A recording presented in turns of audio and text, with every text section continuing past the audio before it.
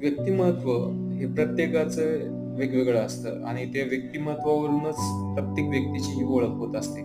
तर हे व्यक्तिमत्व घडवायचं कसं? त्याच्यातले काही मुद्दे मी तुमच्यासोबत आज शेअर करणार आहे. नंबर 1, आपल्याला जर प्रभावी व्यक्तिमत्व स्वतःचं बनवायचं असेल, तर सगळ्यात पहिली गोष्ट तुम्हाला जी पालन करायची आहे, ती म्हणजे तुम्ही जे शब्द देताय दुसऱ्यांना, त्या शब्दाचं पालन करा.